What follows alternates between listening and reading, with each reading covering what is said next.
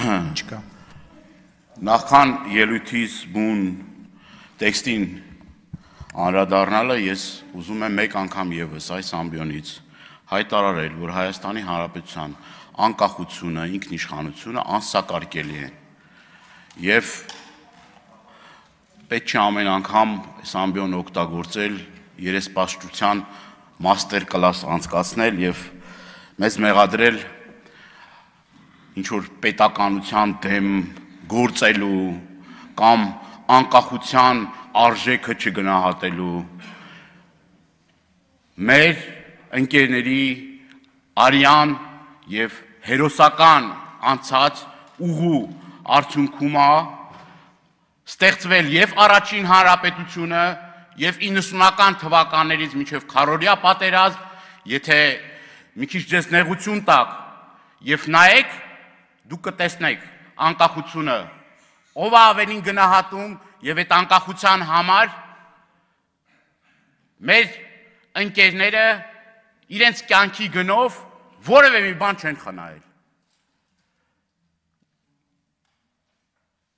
Հերիք է այս ամբիոնը օգտագործեք մարդկանց մանիպուլյացիայի ենթարկելու, այս ամբիոնը, նաև այս դահլիճում նստած մարդիկ կան, որոնք նույն հերոսական ճանապարհն են անցել,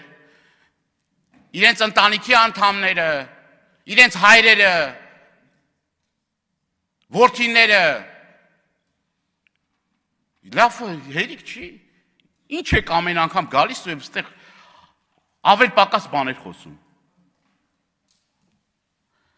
Ես իմ ելույթը վերաբերվում է առհասարակ այս վերջին օրերին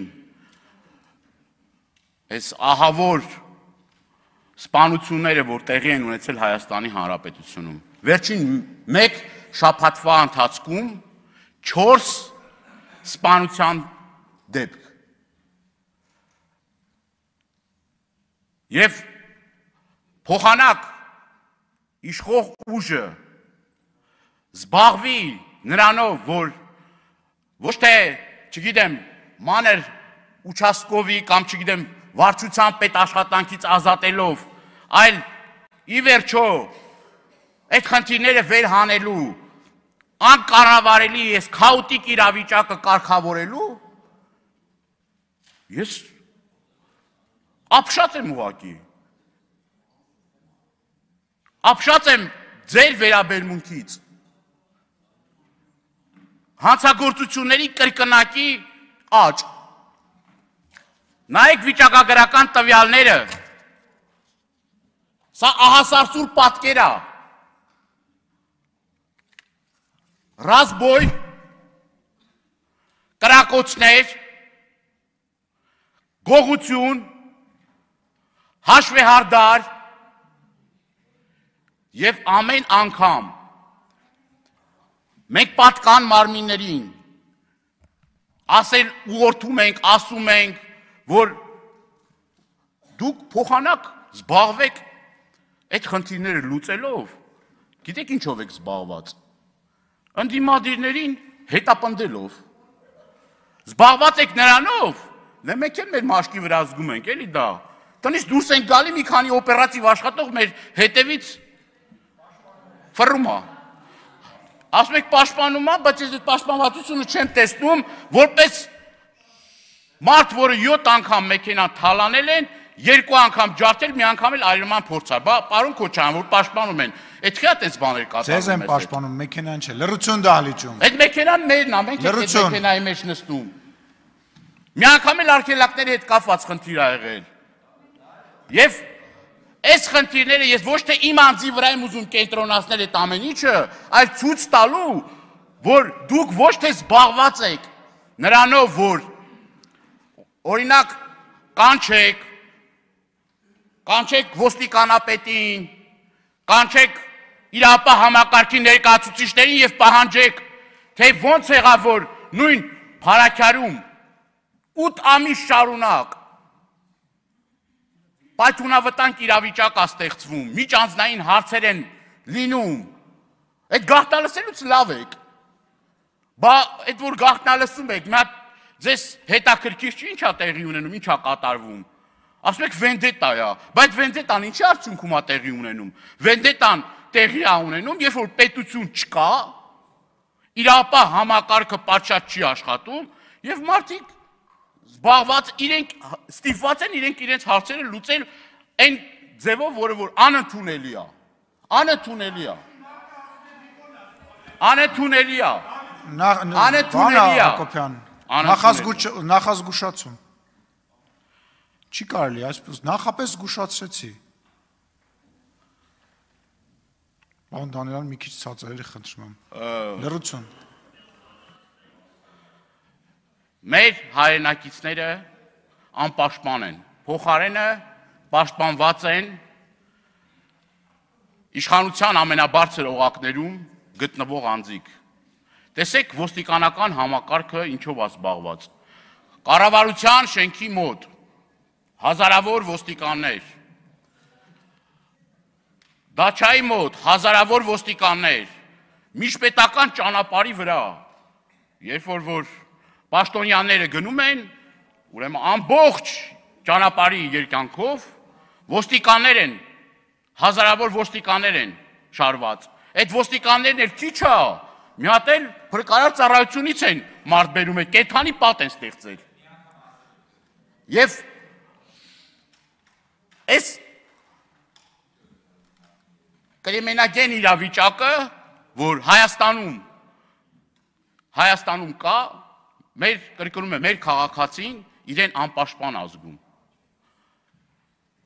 Սիրելի հայրենակիցներ, ես ձեզնից ստանում եմ հարյուրավոր նամակներ նրա մասին, որ դուք չեք վստահում իրավապահ համակարգին, եւ այս վիճակագրական տվյալները որ կա, ամենաչնչին պատկերն է դրա, որովհետեւ ձեզ չեն վստահում։ Մարդիկ չեն վստահում, որ հաղորդում տան հանցագործության մասին, որովհետեւ գիտեն, որ 10 անգամ տվել են, եթե հարցը չի լուծվել, 11-րդ անգամ ինչի պիտի լուծվի այդ հարցը, կամ ինչ ակնկալիք ունենան, որ այդ հարցը պիտի լուծվի։ Նույնը նաև վերջերս նաև տեղեկություններ ստացանք էկոպարեկային ծառայության կողմից, ուրեմն որ այսպես գովելի էկոպարեկային ծառայության կողմից զբաղված են թմրանյութերի, չգիտեմ, շրջանառությամբ, ինչ որ Սյունիքում մի խայտարակ դեպք է տեղի ունեցել։ Խայտարակ դեպք։ Պարոն Պարսիլյան, պարոն Թորոսյան։ Նույնը նաև պարեկային ծառայության աշխատողների կողմից տարբեր, ուրեմն մենք եւ մամուլից եւ նաեւ վիճակագրությունը նայելով տեսնում ենք, որ այդ մարդիկ ուրեմն զբաղված են էլի թմրանյութերի հետ կապված էլի խնդիրներ կար։ Որ նույն պարեկային ծառայության աշխատողը ներգրաված է եղել։ Ներգրաված է եղել։ Եվ խնդրում եմ մի խանգարեք էլի, ես ճիշտ ասում եմ խանգարեք։ Ես ասել եմ, ինչքան խանգարեք, այնքան պարոն Դանիելյանը խոսելու է։ Հեսա 10 րոպե եմ ավելացնելու։ Շատ էլ լավ կանեք։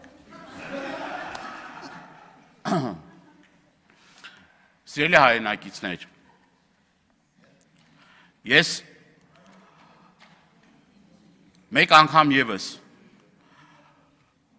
այս ամբիոնը օգտագործելով ձեր նամակներին ի պատասխան ուզում եմ ձեզ հավաստիացնել, որ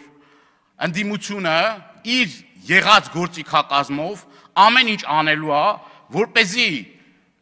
այն հանցագործությունները, որ կատարվում են Հայաստանի Հանրապետությունում, պատշաճ քննության ենթարկվեն եւ մեղավորները խստագույնս պատասխանատվության ենթարկվեն։ Կրկնում եմ, այս ամենաթողության բարդակ վիճակը պիտի վերջ տրվի։ Դպրոցներում էլի տարբեր ահազանգներ ենք ստանում նարկոտիկի հետ կապված։ Թմրանյութերը մտել են դպրոցներ, կրթական հաստատություններ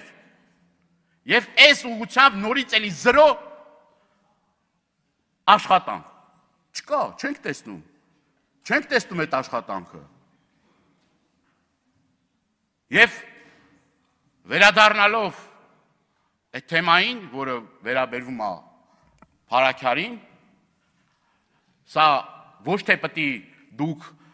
սենց 1-2 օր հետո ասեք, որ արդեն վերջ մեղավորները արդեն բան են արել, ձերբակալված են, պատասխանատուները ձերբակալված են, դրանով իսկ ուղղորդեք, այլ տիպաչաճ քննություն գնա եւ իրապես բոլոր մեղավորները պետք է պատասխանատվության ենթարկվեն։ Շնորհակալություն։ Շնորհակալություն։